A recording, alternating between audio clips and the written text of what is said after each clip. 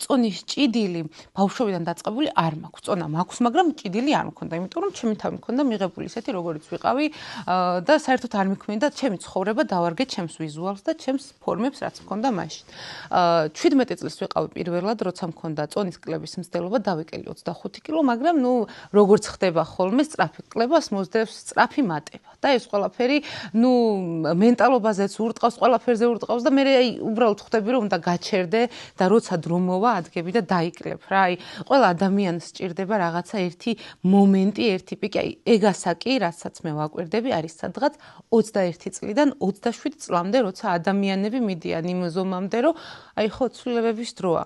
რაღაცა სხვა გინდება, რაღაცა სხვა შინაგანი შეგრძნებები მოდის, სხვა რაღაცა, სხვა შენი თავის დანახვა გინდება მაგ დროს რა და ალბათ მაგ პერიოდში დაემთხვა მეც ვიყავი 22 წლის, როცა ოპერაცია გავიკეთე 2023 წლის 1 დეკემბრიდან დღემდე მაქვს 70 კილო დაკლებული. ვეგუები 23 წლის შემდეგ ისეთ სხეულს, რომელიც მე არ მახსოვს და ვეგუები იმ ცხოვრების სტილს, რომელიც ამ ყველაფერმა მოიტანა და მოაქვს. რაღაცა კონცერტზე რო სხვა სამღერებდნენ ხოლმე, მეგონა რომ იმის გამო რომ მე ვიზუალურად დიდი ვიყავი კონცერტებზე, მაგის გამო არ მეძახდნენ. რატომღაც ამის შეგრძნება მქონდა ხოლმე. მაგრამ ეს რა თქმა უნდა, ჩემ თავიდან გამომდინარე იყო და არა რეალობასთან ახლოს. ერთადერთი ხელშემშლელი ფაქტორი ეგ მეგონა ჩემს შემთხვევაში.